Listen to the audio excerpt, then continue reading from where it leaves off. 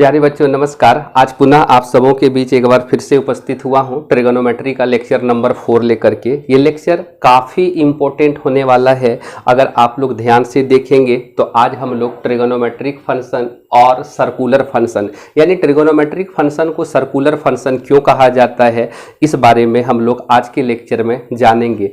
वैसे तो हम सभी ट्रिगोनोमेट्री के लेक्चर नंबर 0 में ट्रिगोनोमेट्री के बारे में समझे थे। तो आज देखते हैं ट्रिगोनोमेट्रिक आइडेंटिटीज क्या है।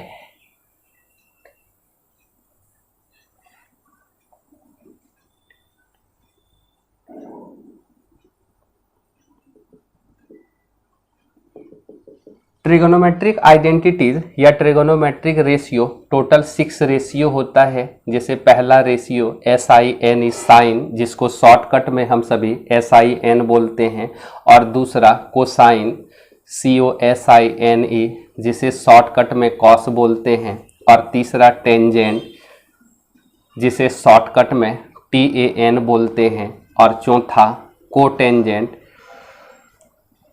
जिसे शॉर्टकट में हम सभी कॉट बोलते हैं, और पांचवा रेशियो सेकेंड, जिसको शॉर्टकट में सेक बोलते हैं, और छठा रेशियो कोसेकेंड, जिसे शॉर्टकट में कॉसेक बोलते हैं। हालांकि लेक्चर नंबर 0 में हम आप लोगों को ये बतला चुके थे कि ये sine cos tan cot sec cosec कहाँ से आया, किन महापुरुषों का योगदान इन सारे रेशियो का हम सबों के बीच में लाने पर था। कोशिश किए हैं कि वहाँ से इस सारे आइडेंटिटीज को बतलाने का, लेकिन आज हम सभी देखेंगे क्योंकि लेक्चर नंबर 0 में ये बतलाया गया था कि ट्रिगोनोमेट्री का ये sine cos tan cos cot sec cosec का यूज किस प्रकार से किया गया, कौन से प्रिंसिपल को डिफाइन करने के लिए ये सारा रेशियो यूज किया गया था, और आर्यभट्ट साहब ने किन परिस्थितियों में ट्रिगोनोमेट्री के ये सारे रेशियो पर काम किया था। और आज हम सभी देखेंगे कि आखिर ट्रिगोनोमेट्री के इस रेशियो का मैथमेटिक्स में क्या डिफिनेशन है। तो सबसे पहले हम यहाँ हेडिंग डालते हैं डेफिनेशन ऑफ ट्रिगोनोमेट्री। चलिए, डिफिनेशन ऑफ ट्रिगोनोमेट्रिक आइडेंटिटीज होता क्या है। मैथमेटिक्स में जो ट्रिगोनोमेट्री का डिफिनेशन है ये वो है कि कोई राइट एंगल ट्रायंगल का जो एक्यूट एंगल से, सपोज करिएगा ये एक राइट एंगल ट्रायंगल है, ट्रायंगल लेट कर लिए ABC, और ये एंगल आपका B है, ये एंगल 90 डिग्री। तो एक एंगल अगर 90 डिग्री है, बाकी दो एंगल जो भी है ये A और C वो एक्यूट एंगल होगा, मतलब 90 डिग्री से छोटा। सपोज कर लीजिएगा कि हम ये एंगल थीटा मान लिए, तो इस एंगल के जो अपोजिट साइड है, यानी यहाँ पे एंगल C को हम सभी थीटा माने हैं, तो थीटा के अपोजिट में कौन सा साइड दिख रहा है, तो साइड AB। तो साइड AB को हम लोग परपेंडिकुलर बोलते हैं, परपेंडिकुलर। और 90 डिग्री के सामने कौन सा साइड है, AC। तो ये साइड AC जो है वो हाइपोटेनियस कहलाएगा, हाइपोटेनियस। और जो बाकी साइड बच गया यानी BC जो बच गया, इसे हम सभी बेस बोलेंगे। हालांकि परपेंडिकुलर को P लेट कर लेते हैं, हाइपोटेनियस को H, और बेस को हम B। यानी ट्रिगोनोमेट्री कहता है, या ध्यान रहे कि जिस एक्यूट एंगल को आप डिफाइन किए हैं उसके सामने वाला साइड ही परपेंडिकुलर कहलाएगा। अगर यदि ट्रायंगल ऐसा लेते कि ये मान के चलिए वही सेम ट्रायंगल ABC, और ये एंगल आपका 90 डिग्री है, अगर इस एंगल को हम थीटा लेट कर लेते तो अब की बार परपेंडिकुलर क्या कहलाता, तो थीटा के सामने साइड BC है, तो ये BC आपका परपेंडिकुलर हो जाता, और 90 डिग्री के सामने AC है तो AC आपका हाइपोटेनस हो जाता, और बाकी जो साइड बच गया वो AB बच गया, इसे हम लोग बेस बोलते है ना। यानी कि हमेशा जो एंगल डिफाइन होगा उसके अपोजिट साइड परपेंडिकुलर होगा, 90 डिग्री के अपोजिट साइड हाइपोटेनियस कहलाया, बाकी जो बचा उसे हम सभी बेस बोलते हैं। हालांकि हम लोग देखेंगे कि ट्रिगोनोमेट्री का डिफिनेशन यही है कि एक राइट एंगल ट्रायंगल में जो एक्यूट एंगल को डिफाइन किए हैं उस एक्यूट एंगल के अकॉर्डिंग परपेंडिकुलर और हाइपोटेनियस के रेशियो को साइन बोलते हैं, यानी यही डिफिनेशन है। हालांकि वो एक्यूट एंगल हम थीटा डिफाइन किए हैं, लेट किए हैं, तो यहाँ से साइन थीटा क्या होगा, तो किसी राइट एंगल ट्रायंगल का परपेंडिकुलर और हाइपोटेनियस के रेशियो को हम लोग साइन थीटा बोलते हैं। यहाँ पे अगर एंगल थीटा लेट किए हैं तो साइन थीटा बोलिए। साइन थीटा इक्वल टू क्या हो जाएगा, परपेंडिकुलर बाय हाइपोटेनियस। अच्छा, उसके बाद कॉस थीटा क्या हो जाता है, तो कॉस थीटा होता है किसी राइट एंगल ट्रायंगल में बेस और हाइपोटेनियस का जो रेशियो है उसे कॉस थीटा बोलते हैं, यानी b/h। और तीसरा जो टेन थीटा होगा वो परपेंडिकुलर और बेस के रेशियो को हम लोग टेन बोलते हैं, यानी कि p/b। बाकी चौथा जो है, अगर कॉट थीटा की बात करें तो कॉट थीटा बेस और परपेंडिकुलर के रेशियो को बोला जाता है। पांचवा, अगर सेक थीटा की बात करें तो सेक थीटा हाइपोटेनियस और बेस के रेशियो को बोला जाता है। और छठा, कॉसेक थीटा। कॉसेक थीटा की बात करें तो हाइपोटेनियस और परपेंडिकुलर के रेशियो को कॉसेक थीटा बोला जाता है। हालांकि आप सभी ये सारा चीज़ तो क्लास 10 से देखते आ रहे होंगे, पढ़ते आ रहे होंगे कि sine theta p/h, cos theta b/h। और एक ट्रिक भी था इसको याद रखने का, कई लोग इसे अलग अलग मेथड से, अलग अलग ट्रिक से समझाने का कोशिश किया है। तो सबसे पहले ये जो ट्रिक है वो ये है कि यहाँ पे हम लिख दें साइन। आप लोगों को दिख रहा होगा कि एक रिलेशन कि साइन में p/h यूज हुआ है तो कॉसेक में h/p, यानी साइन का अपोजिट यहाँ पे कॉसेक। ये हम नहीं, ये ट्रिगोनोमेट्री का रेशियो डिफिनेशन होता है। किसी राइट एंगल ट्रायंगल में परपेंडिकुलर और हाइपोटेनियस का रेशियो को साइन बोला जाता है, हाइपोटेनियस और परपेंडिकुलर के रेशियो को कॉसेक बोला जाता है। तो हम सभी को दिख रहा होगा कि जो साइन का रेशियो और कॉसेक का रेशियो एक दूसरे से अपोजिट है, यानी हम कह सकते हैं कि ये दोनों एक दूसरे का अपोजिट है, यानी रेसिप्रोकल है। और कॉस और सेग एक दूसरे का रेसिप्रोकल है, और टेन और कॉट एक दूसरे का रेसिप्रोकल है। तो हम यहाँ से, अच्छा ये रेशियो याद कैसे रखा जाता है, तो साइन यहाँ लिखिए, बगल में कॉस, यहाँ पे टेन। और साइन किसका उल्टा है, या साइन का अपोजिट क्या होता है, कॉसेक होता है। तो साइन के नीचे हम सभी कॉसेक लिख देंगे, कॉस के नीचे हम सभी सेग लिखेंगे, और टेन के नीचे हम सभी कॉट लिखेंगे।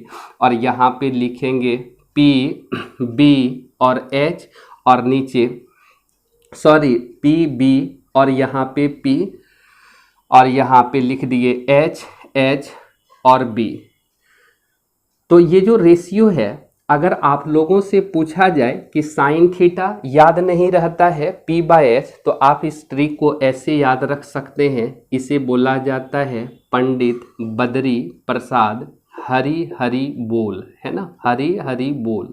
इसे हम लोग इस ट्रिक से बोलेंगे, क्योंकि अगर कोई पूछे कि साइन थीटा का रेशियो क्या होता है p/h, कॉस का रेशियो क्या होता है b/h, टेन का रेशियो क्या होता है p/b, उसी तरह कॉसेक का रेशियो क्या है h/p, सेक का रेशियो क्या है h/b, कॉट का रेशियो क्या है b/p। तो हम लोग देखें कि जो ये सारा रेशियो ही ट्रिगोनोमेट्री का रेशियो कहलाता है। जैसे कि हम सभी अभी देखें रेसिप्रोकल ऑफ ट्रिगोनोमेट्री रेशियो क्या होता है, हेडिंग डाल देते हैं reciprocal of trigo, reciprocal of trigo.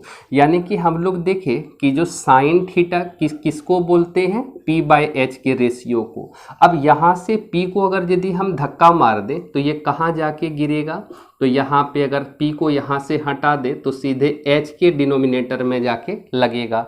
और हमें पता है कि जो h/p जो है, h/p किसका रेशियो है, कॉसेक का, यानी h/p को हम सभी कॉसेक थीटा बोलते हैं, यानी sine theta equal to one by cosec theta. उसी तरह आप लोग देख सकते हैं कि जो रेसिप्रोकल है sine theta equal to one by cosec theta होता है। दूसरा, अगर पूछ दे कि कॉसेक थीटा का उल्टा, तो कॉसेक थीटा 1/साइन थीटा होगा। और तीसरा, अगर यदि कॉस थीटा, कॉस का रेसिप्रोकल क्या है, तो कॉस का रेसिप्रोकल सेक होता है, तो cos theta equal to one by sec theta. और चौथा, अगर सेक थीटा पूछा जाए तो ये होगा 1/कॉस थीटा। और पांचवा, अगर टेन थीटा बोला जाए तो ये 1/कॉट थीटा होता है। और छठा, अगर कॉट थीटा बोला जाए तो ये होगा 1/टेन थीटा। यानी हमें पता है कि साइन और कॉस एक दूसरे का, साइन और कॉसेक एक दूसरे का रेसिप्रोकल है, कॉसेक और साइन, कॉस और सेक, टेन और कॉट एक दूसरे का रेसिप्रोकल है। आइए हम सभी देखते हैं पाइथागोरियन आइडेंटिटीज क्या है, जो कि क्लास 10th में आप लोग पढ़े भी हैं। चलिए अब हेडिंग डालते हैं Pythagorean trigonometric identity. Pythagorean trigonometric identity क्या होता है, आइए हम सभी देखते हैं। जैसे सपोज करिए ये एक राइट एंगल ट्रायंगल ले लिए, है ना, ये एंगल एक्यूट एंगल हम थीटा और ये एंगल 90 डिग्री डिफाइन किए, तो ये परपेंडिकुलर होगा, ये हाइपोटेनियस होगा, ये बेस होगा। अगर ट्रायंगल हम ABC नेम दे दे तो सपोज करिए कि पाइथागोरियन आइडेंटिटीज क्या होता है, तो यहाँ से 3 रिलेशन था। पहला कि अगर साइन स्क्वायर थीटा और कॉस स्क्वायर थीटा इन दोनों के सम जो होगा वो 1 के इक्वल होगा। और दूसरा कि sec square theta minus tan square theta ये भी क्या होगा, 1 होगा। और तीसरा cosec square theta minus cot square theta ये भी आपका 1 होगा। हालांकि इन तीनों ही केस से दो फॉर्मूला आता है। पहला कि हम अभी देखें कि जो sign square theta plus cos square theta है ना, ये 1 होगा। यहाँ से 2 फॉर्मूला आता है कि sine square theta is equal to क्या होगा, तो हम सभी जानते हैं साइन स्क्वायर थीटा कॉस को RHS भेज देंगे तो 1 माइनस कॉस स्क्वायर थीटा। अगर बोला जाए सिर्फ साइन थीटा को कॉस के टर्म में क्या लिख सकते हैं, तो जब ये स्क्वायर RHS जाएगा तो plus minus under root 1 minus cos square theta. हालांकि क्लास 10th में सिर्फ हम सभी प्लस को लेकर, जैसे sine theta equal to under root 1 minus cos square theta पढ़े थे, यहाँ पे प्लस माइनस दोनों होगा, है ना। क्यों? क्योंकि आज हम लोग सर्कुलर ट्रिगोनोमेट्री देखेंगे, यानी कि जब थीटा एक्यूट ना हो तब भी हम लोग ट्रिगोनोमेट्री डिफाइन होता है, उसका वैल्यू प्लस या माइनस में उस केस में आएगा। अभी आप लोग फिलहाल देखिए कि अगर sine square theta 1 minus cos square theta है तो साइन थीटा का value plus minus under root 1 minus cos square theta होगा। उसी प्रकार यहाँ पे अगर यदि हम कॉस को LHS में रख ले, यानी कि कॉस स्क्वायर थीटा क्या होगा, तो इस बार साइन स्क्वायर को RHS भेज देंगे तो 1 माइनस साइन स्क्वायर थीटा होगा। और यहाँ से सिर्फ कॉस थीटा इक्वल टू जब स्क्वायर RHS जाएगा plus minus under root 1 minus sine square theta होगा। उसी तरह सेग और कॉसेक वाला भी फंक्शन में, यानी दूसरा हम लिखे थे कि sec square theta minus tan square theta is equal to 1। यहाँ से अगर पूछा जाए कि सिर्फ sec square theta is equal to क्या होगा, तो हम सभी 10 को RHS भेज देंगे तो ये 1 प्लस टेन स्क्वायर थीटा होगा। या सिर्फ सेक थीटा इक्वल टू पूछा जाए तो plus minus under root 1 plus tan square theta होगा। उसी प्रकार अगर यदि हम टेन स्क्वायर थीटा लिखना चाहें तो टेन स्क्वायर थीटा क्या हो जाएगा, तो ये 1 को आप LHS ले आइए तो हो जाएगा आपका सेक स्क्वायर थीटा माइनस 1। या फिर सिर्फ tan theta is equal to क्या होगा, तो plus minus under root sec square theta minus 1। उसी तरह cosec square theta minus cot square theta में भी 2 फॉर्मूला आएगा, एक इन टर्म्स ऑफ कॉट और एक इन टर्म्स ऑफ कॉसेक। ये सारा फॉर्मूला का प्रूफ क्या है, पाइथागोरस थ्योरम से इसका प्रूफ भी देख सकते हैं या कर सकते हैं हम सभी। जैसे हम लोगों को एक राइट एंगल ट्रायंगल में पाइथागोरस थ्योरम क्या था, तो था परपेंडिकुलर का स्क्वायर और बेस का स्क्वायर, ये दोनों का सम होता था हाइपोटेनियस जितना, यानी P square plus B square equal to H square होता है। जैसे पहला फॉर्मूला का प्रूफ क्या होगा, जैसे देखिएगा यहाँ पे proof of sine square theta plus cos square theta. अभी अभी हम लोग देखें कि साइन का रेशियो क्या होता है, p/h होता है। यहाँ साइन स्क्वायर है तो हो जाएगा p square upon h square. दूसरा कॉस का रेशियो क्या होता है, b/h, यहाँ कॉस स्क्वायर है तो होगा b square upon h square. अब एलसीएम लेंगे तो h स्क्वायर ऊपर में मिला p square plus b square, और हम सबों को दिख रहा है p square plus b square h square होता है। तो यहाँ से h square by h square दोनों कैंसिल होके 1 मिला। उसी तरह हम अगर यदि चाहें तो सेकेंड फार्मूला या थर्ड फार्मूला प्रूफ कर सकते हैं। जैसे हम तीसरा प्रूफ कर देते हैं। यहाँ पे लिखा है cosec square theta minus cot square theta, ये 1 होता है। तो कॉसेक का रेशियो क्या हो जाता है, h/p, है ना। कॉसेक का रेशियो होता है चूँकि साइन का उल्टा, तो यहाँ पे h/p होगा, और कॉसेक स्क्वायर है इसलिए h square upon p square, और कॉट का रेशियो क्या होता है, b/p, तो यहाँ हो जाएगा p/b यानी p square upon b square, यहाँ स्क्वायर है। अब दोनों का एलसीएम सॉरी p/b तो 10 का होता है, ये कॉट का हो जाएगा b/p यानी b square upon p square. दोनों का एलसीएम अगर ले लें तो p स्क्वायर, यहाँ पे h square minus b square. आप लोगों को ये पाइथागोरस थ्योरम से आप कह सकते हैं कि यहाँ पे अगर b को RHS भेज दें तो p square equal to h square minus b square होगा। तो हम सभी कह सकते हैं h square minus b square equal to p square होगा, और डिनोमिनेटर में भी p स्क्वायर, ये दोनों कट करके 1 आया, यानी cosec square theta minus cot square theta is equal to 1। अच्छा, दूसरा हम लोग इस थ्योरम से यहाँ पे लिख सकते हैं, जैसे टेन थीटा को साइन और कॉस के टर्म में लिखना हो तो क्या लिख सकते हैं, tan theta equal to sine theta upon cos theta. आप लोग प्रूफ करके देख लेंगे। और दूसरा कि अगर कॉट थीटा है तो कॉट टेन का अपोजिट होता है, तो ये cos theta upon sine theta हो जाएगा, ये टेन का रेशियो। अब हम लोग देखते हैं कि आखिर कौन कौन से इंटरवल या क्वाड्रेंट में कौन कौन सा ट्रिगोनोमेट्रिक रेशियो पॉजिटिव होता है और कौन कौन सा ट्रिगोनोमेट्रिक रेशियो कौन से क्वाड्रेंट में नेगेटिव होता है। आइए चलते हैं। चलिए अब हेडिंग डालते हैं sign of trigonometric identity. Sign of trigonometric identities क्या होता है, तो साइन ऑफ ट्रिगोनोमेट्रिक आइडेंटिटी समझने से पहले हम सभी एक बात जानते हैं कि कोऑर्डिनेट ज्योमेट्री में जब क्लास 10th में हम लोग 9-10 में पढ़ रहे थे कोऑर्डिनेट ज्योमेट्री, तो कोऑर्डिनेट ज्योमेट्री में किसी पॉइंट को हम सभी किससे डिनोट या रिप्रेजेंट करते थे, x, y से। यानी कोऑर्डिनेट ज्योमेट्री में किसी पॉइंट को x, y से डिनोट या रिप्रेजेंट किया जाता है।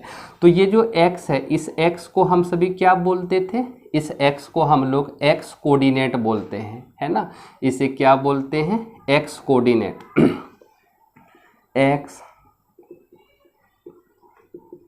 x coordinate. और ये जो y है इसे हम लोग बोलते हैं y कोऑर्डिनेट।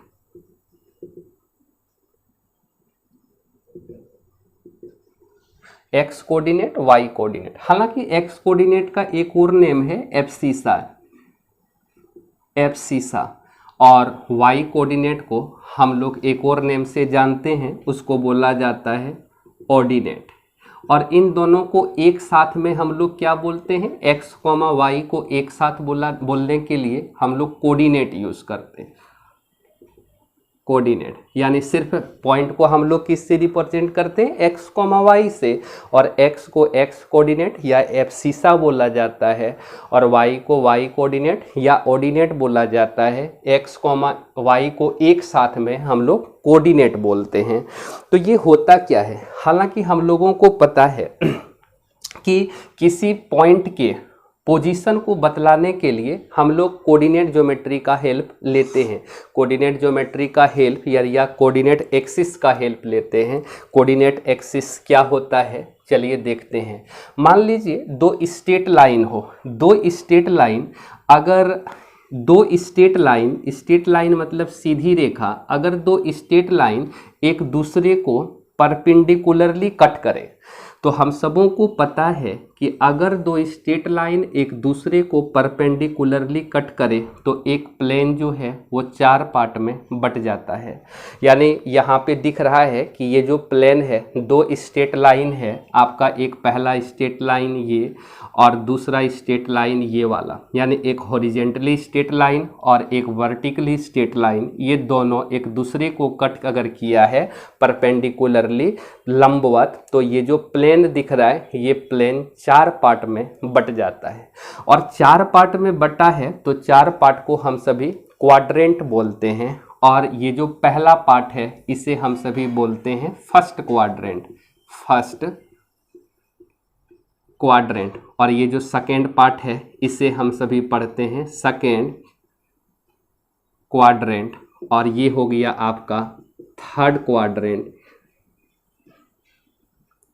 और ये हो गया आपका फोर्थ क्वाड्रेंट। यानी फर्स्ट क्वाड्रेंट में और जहां दोनों लाइन एक दूसरे को कट किया है उस पॉइंट ऑफ इंटरसेक्शन को हम सभी ओरिजिन बोलते हैं। जैसे देखिएगा कि अगर यहाँ पे फर्स्ट क्वाड्रेंट में एक पॉइंट को बतलाए तो ये पॉइंट का पोजीशन के लिए हम लोग कोऑर्डिनेट एक्सिस पढ़ते हैं। यानी ये पॉइंट मान लीजिए P है जिसका कोऑर्डिनेट x, y है। तो ये जो पहला पॉइंट है इसका डिस्टेंस बतलाना है, तो हम लोग कैसे चलेंगे, x एक्सिस पर कुछ डिस्टेंस ट्रेवल करेंगे, फिर x एक्सिस से पॉइंट P तक जाएंगे, यानी पैरेलल टू y एक्सिस हम चलेंगे और पॉइंट P तक पहुंच जाएंगे। यानी ये अगर ये पॉइंट x y है तो ये जो डिस्टेंस होगा वो x होगा और ये जो लेंथ हो जाएगा ये y होगा। तो हमें अभी डिस्टेंस फार्मूला प्रूफ तो करना नहीं है, सिर्फ हम सभी देखते हैं कि फर्स्ट क्वाड्रेंट का साइन क्या है। तो आप सबों को पता है कि ओरिजिन से राइट साइड जो स्ट्रेट लाइन है उसे हम X axis, positive X axis बोलते हैं, ओरिजिन से लेफ्ट साइड के लिए नेगेटिव एक्स एक्सिस, और एबव द ओरिजिन को हम Y axis, positive Y axis, और बिलो द ओरिजिन होता है नेगेटिव वाई एक्सिस। तो ज़रा देखिएगा साइन के बारे में हम सभी समझते हैं। तो यहाँ पे लेट कर लिए कि अगर कोई पॉइंट फर्स्ट क्वाड्रेंट में आके पड़ा है तो फर्स्ट क्वाड्रेंट का साइन क्या होगा, साइन मतलब x और y का चिन्ह क्या होगा। तो हमें दिख रहा है कि यहाँ x भी पॉजिटिव है और y भी पॉजिटिव है, तो यहाँ का साइन प्लस कॉमा प्लस होगा। और यहाँ का पॉइंट अगर यहाँ का साइन देखा जाए तो पहले x लिखा जाता है फिर y, तो यहाँ दिख रहा है सॉरी, अगर यहाँ देखा जाए कि यहाँ पे x कौन सा एक्सिस आ रहा है तो नेगेटिव वाला x एक्सिस, लेकिन y पॉजिटिव आ रहा है तो इस क्वाड्रेंट का साइन माइनस कॉमा प्लस होगा।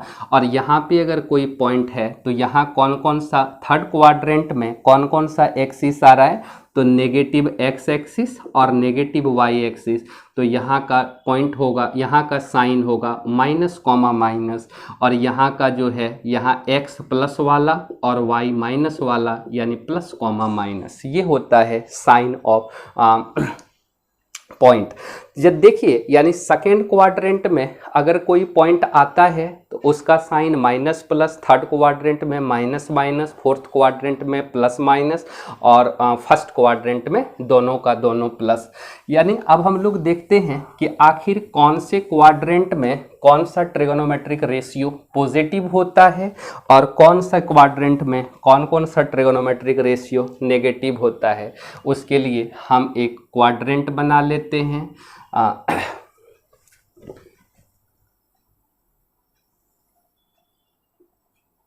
यानी कि ये आपका पॉजिटिव एक्स एक्सिस, ये नेगेटिव एक्स, ऊपर में पॉजिटिव वाई, नीचे नेगेटिव वाई, और एक रिवॉल्विंग लाइन भी हम सेट कर लेते हैं। ये आपका रिवॉल्विंग लाइन। अगर रिवॉल्विंग लाइन के बारे में लेक्चर 1 में आप लोगों को बतलाए थे, यानी मेजरमेंट ऑफ एंगल पे, यानी रिवॉल्विंग लाइन को अगर कंप्लीट एक राउंड चक्कर चला दें, यानी कि कंप्लीट एक राउंड अगर रिवॉल्व करा दें तो जो फिगर नज़र आएगा वो फिगर कैसा होगा, वो फिगर एक सर्कल का होगा। तो मान लीजिए कि रिवॉल्विंग लाइन को यहाँ से पकड़ के हम यहाँ पे आके छोड़ दिए, अब आपका रिवॉल्विंग लाइन यहाँ पे खड़ा है, यानी किस डायरेक्शन में चले, तो हमेशा हम लोगों को एंगल पॉजिटिव डायरेक्शन लेना है, एक्स एक्सिस से पॉजिटिव डायरेक्शन, और पॉजिटिव के लिए एंटी क्लॉकवाइज डायरेक्शन चलना होगा। हालांकि ये लेक्चर 1 में ही बतलाए थे आखिर क्यों एंगल को पॉजिटिव लेने के लिए एंटी क्लॉकवाइज डायरेक्शन चला जाता है और एंगल को नेगेटिव के लिए क्लॉकवाइज डायरेक्शन चला जाता है। तो हम लोग देखेंगे इस वक्त जो रिवॉल्विंग लाइन है ना, उसे हम एंटी क्लॉकवाइज डायरेक्शन लिए चले हैं, तो यहाँ का जो एंगल होगा वो प्लस थीटा होगा। अब आपका यहाँ पे एक पॉइंट है, यहाँ कोई ना कोई पॉइंट होगा, पॉइंट बोले तो x, y। अच्छा देखिए, जब ये रिवॉल्विंग लाइन है, इसे कहीं पर ले जाइए, इस रिवॉल्विंग लाइन का लेंथ बदलने वाला नहीं है। पॉइंट का पोजीशन बदल सकता है लेकिन रिवॉल्विंग लाइन का लेंथ नहीं बदलेगा। तो अगर ये पॉइंट P x, y है, तो ये आपका जो डिस्टेंस है ये y एक्सिस के पैरेलल है, तो ये y हो जाएगा, और ये आपका डिस्टेंस x एक्सिस पर है, तो ये आपका x हो गया। यानी एक राइट एंगल ट्रायंगल बनते हुए दिख रहा है। सपोज कर लीजिए ओरिजिन को A और ये हम PQ मान लिए। अच्छा देखिए कि फर्स्ट क्वाड्रेंट में क्या हम लोग देख पाए कि साइन थीटा क्या होता है, तो साइन थीटा होता है परपेंडिकुलर बाय हाइपोटेनियस, यानी थीटा के सामने वाला परपेंडिकुलर y है, और हाइपोटेनियस यानी कि क्या हो जाएगा रिवॉल्विंग लाइन का लेंथ, तो यानी लेंथ रेडियस का काम करेगा। एक सर्कल अगर बन रहा है तो ये रिवॉल्विंग लाइन रेडियस का काम करेगा, और इसे हम r लेट कर लेते हैं। तो जो साइन थीटा होगा वो हो जाएगा y/r यानी p/h। उसी तरह कॉस थीटा जो होगा वो b/h होता है यानी x/r। और तीसरा अगर टेन थीटा है तो वो p/b होगा यानी y/x। और कॉट थीटा जो होगा वो हो जाएगा x/y यानी कि टेन सेक थीटा जो होगा वो हो जाएगा r/x। और छठा जो कॉसेक थीटा होगा वो हो जाएगा आपका r/y, यानी साइन थीटा अगर p/h है तो कॉसेक थीटा h/p होगा, कॉस थीटा अगर b/h है तो सेक थीटा h/b होगा। तो हम लोगों को आंसर क्या आया उससे मतलब नहीं है, सारा आंसर पॉजिटिव आया। यानी हम लोग ये कह पाएंगे कि अगर रिवॉल्विंग लाइन अगर फर्स्ट क्वाड्रेंट में छोड़े, यानी एक्यूट एंगल, फर्स्ट क्वाड्रेंट मतलब एंगल क्या बनेगा 90 डिग्री, यानी कि अगर थीटा फर्स्ट क्वाड्रेंट में आके रुका है तो जितना भी ट्रिगो है सारा ट्रिगो किस में दिख रहा है, पॉजिटिव दिख रहा है, यानी सारा का आंसर आपका पॉजिटिव दिखा। अब जरा गौर करिए कि अगर इस रिवॉल्विंग लाइन को हम 90 डिग्री से क्रॉस करा दें, यानी यहाँ पे लाके छोड़ दें, इस जगह पे रिवॉल्विंग लाइन को हम छोड़ें, तो यहाँ पे क्या होगा, लेंथ ऑफ रिवॉल्विंग लाइन तो चेंज नहीं करेगा, यानी ये अगर r है तो r ही होगा, लेकिन यहाँ पॉइंट का साइन बदल जाएगा, क्योंकि यहाँ का जो पॉइंट होगा ना x नेगेटिव वाला है, यानी -x, y। तो ये जो डिस्टेंस होगा ये तो पॉजिटिव y एक्सिस के पैरेलल है इसलिए y, और ये नेगेटिव x एक्सिस पर पड़ रहा है, इसलिए हम अभी समझने के लिए -x लिखते हैं, हालांकि डिस्टेंस नेगेटिव मेजर नहीं करते, तो यहाँ समझने के लिए हम नेगेटिव y लिख दिए। अच्छा देखिए, अब रिवॉल्विंग लाइन क्या है, तो रिवॉल्विंग लाइन यहाँ पे था तो थीटा बन गया, अब रिवॉल्विंग लाइन आपका पोजीशन यहाँ पे आ गया, यानी अब तो आपका 90 डिग्री बना ही नहीं, p/h परपेंडिकुलर हाइपोटेनियस तो अब लग नहीं सकता। तो हम लोग डायरेक्ट यहाँ से x y की हेल्प से ये बतला दिए कि आपका जब फर्स्ट क्वाड्रेंट में, यानी फर्स्ट क्वाड्रेंट में जब आप रिवॉल्विंग लाइन को छोड़े थे तो x y सारा वैल्यू पॉजिटिव में दिया था, लेकिन जैसे ही रिवॉल्विंग लाइन आपका सेकेंड क्वाड्रेंट में आया वहाँ पे x नेगेटिव आ गया और y पॉजिटिव, यानी ट्रिगोनोमेट्रिक रेशियो सेकेंड क्वाड्रेंट में क्या होगा, यानी जब थीटा एक्यूट ना हो, है ना, तो यहाँ पे देख पाएंगे कि जब सेकेंड क्वाड्रेंट में रिवॉल्विंग लाइन आपका पॉइंट P है तब होगा साइन थीटा होता है p/h होता है, यानी y/r हो गया। दूसरा cos theta B by H है तो ये माइनस एक्स बाय आर। तीसरा टेन थीटा जो है वो पी बाई बी होता है यानी वाई बाय माइनस एक्स, और नेगेटिव ऊपर ही लाई करता है तो माइनस वाई अपॉन एक्स। और चौथा हो गया कॉट थीटा। कॉट थीटा आपका माइनस एक्स बाई वाई होगा। तीसरा sec theta, sec theta R by minus X यानी माइनस आर अपॉन एक्स। और छठा हो जाएगा कॉसेक थीटा, कॉसेक साइन का रेसिप्रोकल है यानी आर बाई वाई। तो हम लोग देख पाए कि जब आप पॉइंट को सेकेंड क्वाड्रेंट में लाकर छोड़े तो वहाँ पे साइन का वैल्यू पॉजिटिव मिला और कॉसेक का वैल्यू पॉजिटिव मिला। बाकी जो चारों है कॉस, टेन, कॉट, सेक, ये चारों का चारों नेगेटिव मिला। तो हम लोग कह सकते हैं कि जो सेकेंड क्वाड्रेंट है उसमें साइन और कॉसेक पॉजिटिव होता है, बाकी चारों नेगेटिव होता है। आइए हम लोग देखते हैं जब रिवॉल्विंग लाइन आपका थर्ड क्वाड्रेंट में हम लाकर छोड़ेंगे। सपोज करिए रिवॉल्विंग लाइन को अब यहाँ पे लाके हम छोड़ दिए तो यहाँ जो पॉइंट होगा यहाँ पे दिख रहा है एक्स भी माइनस का और वाई भी माइनस का, यानी एक्स और वाई दोनों माइनस होगा। तो हम लोग साहब ये जो डिस्टेंस है ये नेगेटिव वाई होगा, तो हम लोग डिस्टेंस को नेगेटिव मेजर नहीं करेंगे, लेकिन यहाँ पे लेट कर लिए कि ये नेगेटिव वाई एक्सिस का है तो माइनस वाई और ये माइनस एक्स। तो हम लोग देख पा रहे हैं कि जो साइन थीटा होगा तो sine theta value p by H होता है। सॉरी, तो यहाँ p बाई एच तो लगेगा नहीं, तो पहला ही फर्स्ट क्वाड्रेंट में कि sine theta equal to Y by R आया है और यहाँ पे y भी नेगेटिव और x भी नेगेटिव। सिर्फ r रिवॉल्विंग लाइन कभी नेगेटिव नहीं होगा, वो पॉजिटिव ही होगा। तो यहाँ पे देख रहे हैं कि माइनस वाई बाई आर हो जाएगा। उसी तरह दूसरा कॉस थीटा अगर x बाय आर है तो ये हो जाएगा आपका माइनस एक्स बाय आर। और तीसरा टेन थीटा का वैल्यू y बाई एक्स आया है तो यहाँ minus Y by minus X, तो माइनस माइनस कट जाएगा मीन्स y बाई एक्स। उसी तरह चौथा अगर कॉट थीटा लिखा जाए तो cot theta X by Y आया है तो minus X by minus Y, यहाँ माइनस माइनस कटा तो एक्स बाय वाई, ये भी पॉजिटिव मिला। और पांचवा जो सेक थीटा है वो sec theta R by X आया है तो ये होगा आर बाय माइनस एक्स और नेगेटिव वापस ऊपर जाएगा तो माइनस आर बाय एक्स। और लास्ट जो छठा बचा वो आपका है कॉसेक थीटा, और cosec theta R by Y है, यहाँ आर बाय माइनस वाई और यहाँ से भी नेगेटिव ऊपर तो माइनस आर बाय वाई।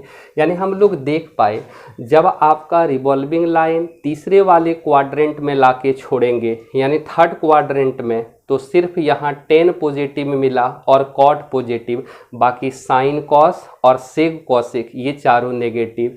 तो और उसी प्रकार आप लोग निकाल सकते हैं जब फोर्थ क्वाड्रेंट में रिवॉल्विंग लाइन आकर छोड़ेंगे तो जो एंगल बनेगा ये एंगल थीटा अब की बार पॉइंट यहाँ पे बन जाएगा।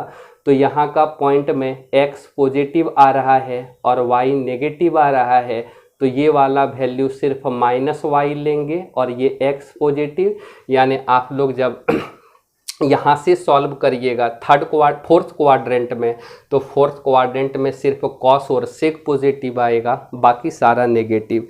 तो हम लोग यहाँ से ये देख पाए कि जब रिवॉल्विंग लाइन फर्स्ट क्वाड्रेंट में था तो सारा ट्रिगोनोमेट्री पॉजिटिव आया, जब सेकेंड क्वाड्रेंट में था तो सिर्फ साइन और कॉसेक पॉजिटिव आया, जब थर्ड क्वाड्रेंट था तो सिर्फ टेन और कॉट पॉजिटिव आया, और जब फोर्थ क्वाड्रेंट में आप लोग निकालिएगा तो वहाँ पे सिर्फ कॉस और सेक पॉजिटिव आएगा, बाकी सारा नेगेटिव। तो इसका एक छोटा सा ट्रिक भी है जिसको कि हम लोग याद रख सकते हैं। उस ट्रिक के हेल्प से ये सारा वैल्यू, यानी वो जो ट्रिक है कि यहाँ पे पहला जो क्वाड्रेंट है, पहला क्वाड्रेंट में ऑल पॉजिटिव होता है, यानी जितना भी ट्रिगोनोमेट्री, जितना मतलब 6 रेशियो है और 6 का 6 रेशियो पॉजिटिव, यानी यहाँ पे साइन कॉस टेन ये सारा पॉजिटिव। और फिर यहाँ पे कॉसेक, सेक और फिर कॉट, ये सारा आपका पॉजिटिव, यानी फर्स्ट क्वाड्रेंट में ऑल पॉजिटिव। और ये आपका सेकेंड क्वाड्रेंट, यहाँ नेम दे दे सेकेंड क्वाड्रेंट, ये आपका फर्स्ट क्वाड्रेंट। सेकेंड क्वाड्रेंट में देखिए सिर्फ साइन पॉजिटिव और साइन का रेसिप्रोकल माने उल्टा कॉसेक, ये पॉजिटिव। बाकी यहाँ पे कॉस नेगेटिव होगा, टेन नेगेटिव होगा, सेग नेगेटिव होगा, उसके बाद कॉट नेगेटिव होगा। बाकी जो थर्ड क्वाड्रेंट है, थर्ड क्वाड्रेंट में हम लोग देखें कि टेन पॉजिटिव आया और टेन का रेसिप्रोकल यानी कॉट। बाकी यहाँ से साइन का वैल्यू नेगेटिव, कॉस का वैल्यू नेगेटिव, सेग का वैल्यू नेगेटिव, कॉसेक का वैल्यू नेगेटिव। और जो फोर्थ क्वाड्रेंट है, फोर्थ क्वाड्रेंट में कॉस पॉजिटिव होगा और इसका रेसिप्रोकल सेक पॉजिटिव। बाकी यहाँ पे साइन नेगेटिव होगा, उसके बाद टेन नेगेटिव होगा, कॉट नेगेटिव होगा और कॉसेक नेगेटिव होगा। बाकी सिर्फ कॉस और सेक। तो इसका एक ट्रिक था ऑल सिल्वर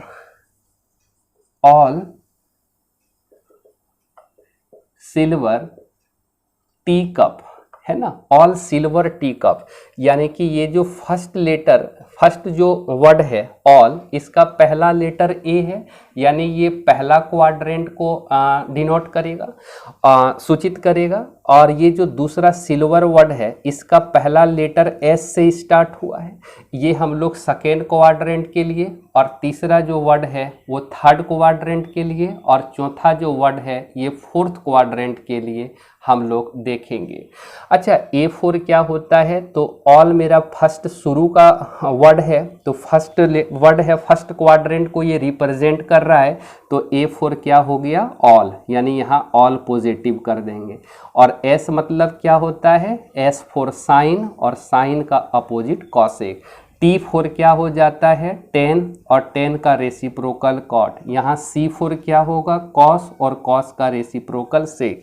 यानी यहाँ पे या फिर एक और फेमस ट्रिक है, यानी ट्रिगोनोमेट्री हम लोग पढ़ रहे हैं, तो उसको हम लोग यानी किस क्वाड्रेंट में कौन सा ट्रिगो पॉजिटिव होता है, इसके लिए हम लोग लिख सकते हैं आ स्मार्ट ट्रिगो क्लास। यानी जो पहला लेटर है वो ए है, पहला लेटर आपका फर्स्ट क्वाड्रेंट को रिप्रेजेंट करेगा, सेकेंड लेटर जो है वो सेकेंड क्वाड्रेंट को, थर्ड लेटर जो है वो थर्ड क्वाड्रेंट को, और जो फोर्थ लेटर है वो फोर्थ क्वाड्रेंट को।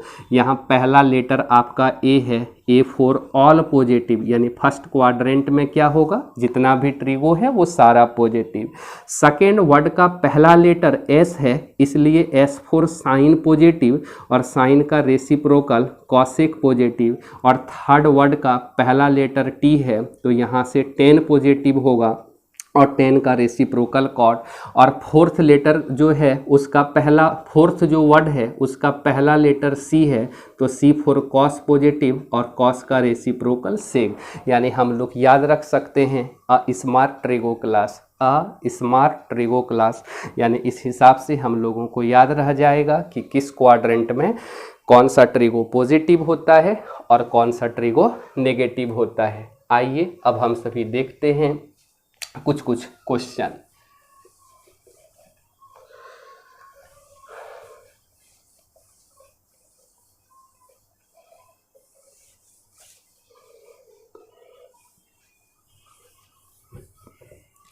सबसे पहले हम लोग ट्रिगोनोमेट्री जो डिफाइन था वो एक्यूट एंगल पर ही डिफाइन होता था, लेकिन आज हम लोग देखें कि अगर यदि एक्यूट एंगल नहीं हो, जैसे कि मान लीजिए अगर थीटा फर्स्ट क्वाड्रेंट में अगर लाई किया तभी तो ये एक्यूट एंगल हुआ, लेकिन अगर ये रिवॉल्विंग लाइन 90 डिग्री से आगे चला जाए, यानी कि जब एक्यूट ना हो, तो हम लोग क्या देखें, तब भी sine theta, cos theta, tan theta ये सारा एग्जिस्ट करता है।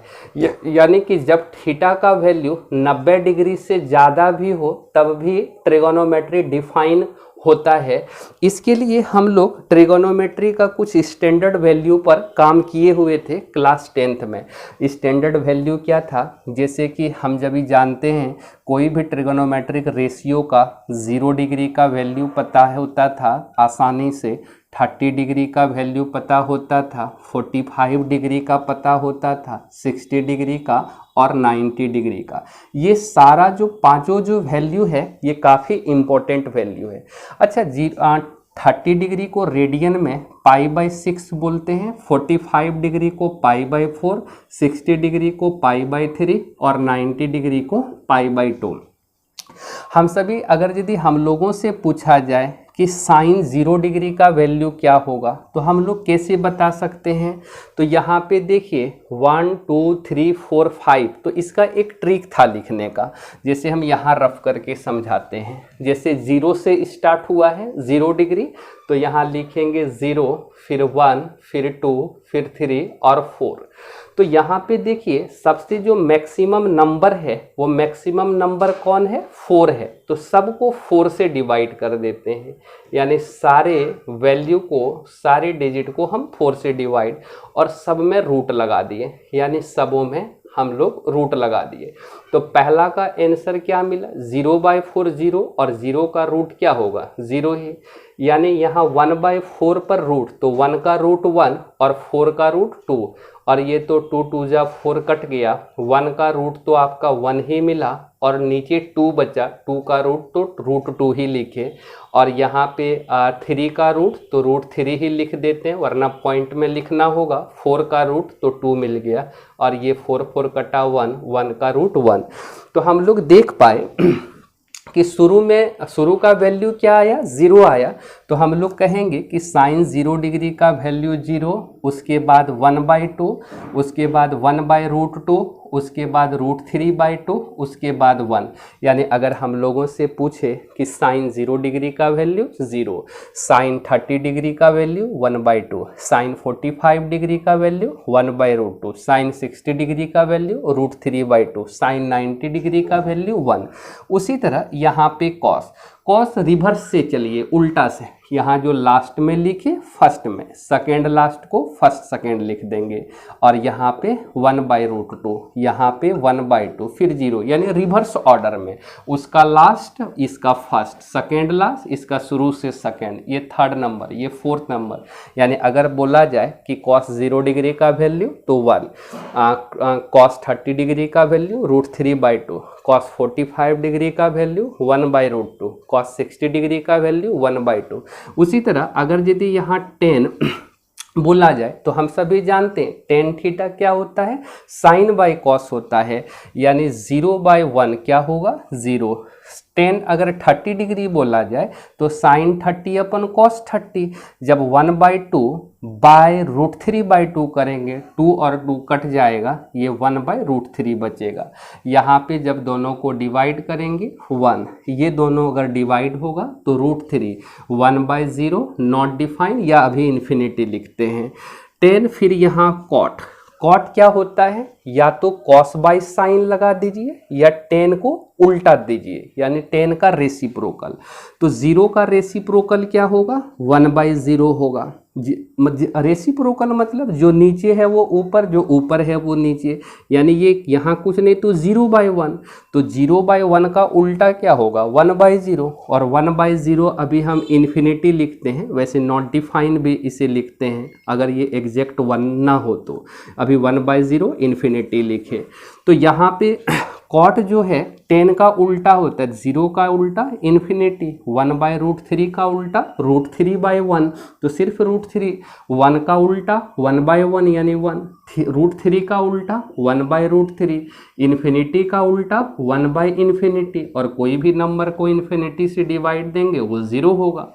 उसी तरह यहाँ सेक का लिखते हैं, सेक किसका उल्टा होता है, कॉस का, यानी कॉस के वैल्यू को हम उल्टा दें, यानी 1 का उल्टा 1, ये होगा 2/√3, ये √2 होगा, ये 2 होगा, फिर यहाँ पे 0 का उल्टा ये infinity.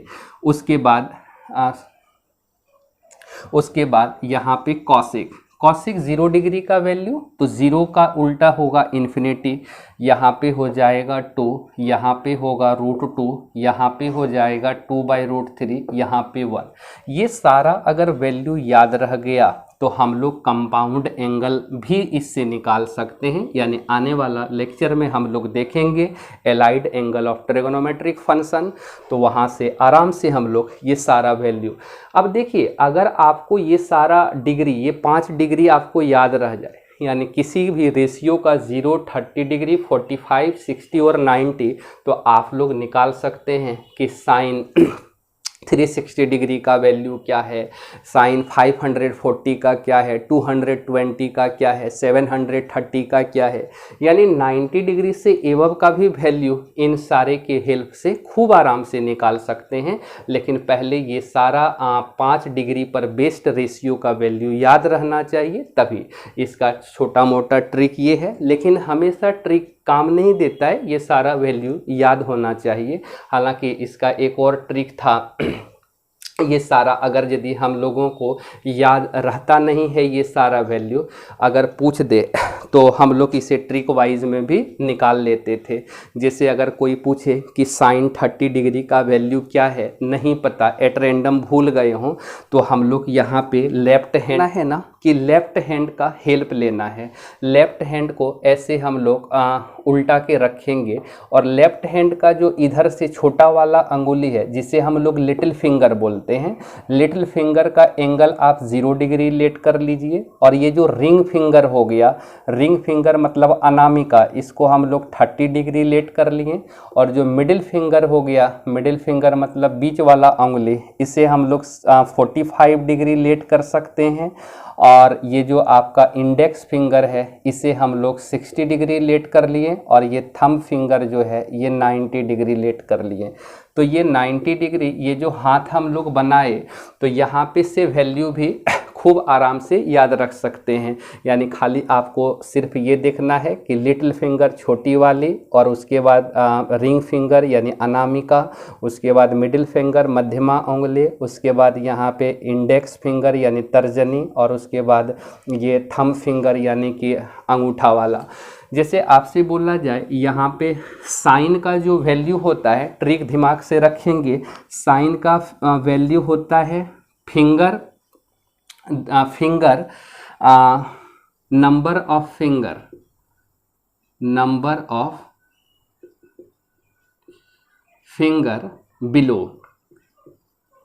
Below divided by 2, number of finger below divided by 2। जैसे आपसे पूछे कि बताओ भैया साइन 0 डिग्री का वैल्यू क्या होता है, तो साइन 0 डिग्री का वैल्यू, 0 कहाँ पे आता है, ये लिटिल फिंगर, और लिटिल फिंगर से पहले कितना फिंगर है, तो एक भी नहीं, तो यहाँ पे होगा √0/2, और 0 को 2 से डिवाइड करेंगे तो 0। अगर आपसे पूछा जाए कि साइन 30 डिग्री का वैल्यू, 30 डिग्री कौन से वाले अंगुली का डिग्री है, तो ये रिंग फिंगर का, तो रिंग फिंगर से पहले एक फिंगर लिटिल आ रहा है, यानी 30 डिग्री से पहले एक अंगुली आ रहा है, तो यहाँ से √1/2, और 1 का √1 ही होता है, तो 1/2। अगर आपसे पूछे कि साइन 45 डिग्री का वैल्यू, तो 45 हम लोग मिडिल फिंगर को बोलते हैं। मिडिल फिंगर छोड़ के उसके नीचे कितना फिंगर, तो मिडिल फिंगर छोड़ देंगे तो उसके नीचे 2 फिंगर दिख रहा है, तो यहाँ √2/2। अच्छा, √2/2 को हम लोग क्या लिख सकते हैं, 1/√2। जैसे पूछा जाए साइन 60 डिग्री का वैल्यू, तो 60 डिग्री को कौन सा फिंगर हम लोग बोलते हैं, तो 60 डिग्री इंडेक्स फिंगर होता है। और इंडेक्स फिंगर अगर छोड़ दें तो उसके नीचे कितना फिंगर, तो 3 फिंगर दिख रहा है, तो ये होगा √3/2, यानी 3 अंगुली और √3/2। अगर पूछा जाए कि साइन 90 डिग्री का वैल्यू, तो 90 अगर छोड़ देंगे तो उससे पहले 4 अंगुली दिख रहा है, तो √4/2 होगा, 4 का √2/2, यानी आंसर 1। उसी तरह जो यहाँ पे कॉस का जो होता है, कॉस का यहाँ पे सिर्फ नंबर ऑफ फिंगर यहाँ एभव कर दीजिएगा, एभव।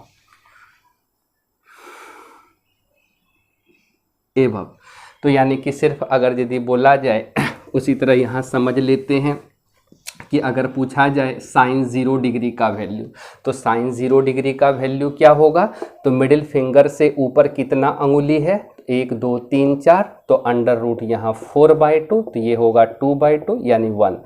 अगर यदि कॉस 0 डिग्री यहाँ पे लिख दें कॉस, और यहाँ पे कॉस 0 डिग्री। उसी तरह अगर कॉस 30 डिग्री बोला जाए तो कॉस 30 डिग्री का वैल्यू क्या होगा, तो 30 डिग्री ये रिंग फिंगर का डिग्री है, और रिंग फिंगर को छोड़ के ऊपर 3 फिंगर दिख रहा है, तो अंडर रूट 3/2, तो यहाँ साइन कॉस 30 डिग्री का वैल्यू रूट 3/2। उसी तरह सारा वैल्यू हम लोग निकाल सकते हैं। अगर टेन का पूछा जाए तो साइन बाय कॉस, कॉट का पूछा जाए तो कॉस बाय साइन, और हम लोग निकाल सकते हैं। ट्रिक मायने नहीं रखता है, ये सारा वैल्यू आप लोगों को याद रह जाए ये मायने रखता है कि अगर यदि आप लोग कहीं पर आने वाले समय में जब हम लोग एलाइड एंगल पढ़ेंगे तो वहाँ पे देखेंगे कि साइन 720 डिग्री का वैल्यू डायरेक्ट निकाल लेंगे, उसके बाद साइन 360 डिग्री का वैल्यू डायरेक्ट निकालने के लिए सीखेंगे, यानी 90 डिग्री से एबव। उसी तरह साइन अगर यदि कुछ भी दे दे 2220 डिग्री निकाल लेंगे, अगर 10 दे दे 540 डिग्री निकाल लेंगे, यानी 90 डिग्री से एबव अगर एलाइड एंगल है या और भी कंपाउंड एंगल अगर है तो हम लोग खूब आराम से निकाल सकते हैं। तो उसके लिए हम लोग को ये सारा वैल्यू यानी ये 5 डिग्री का वैल्यू याद होना चाहिए, 0 30 डिग्री 45 डिग्री 60 और 90 डिग्री। आइए अब हम लोग कुछ क्वेश्चन देखते हैं।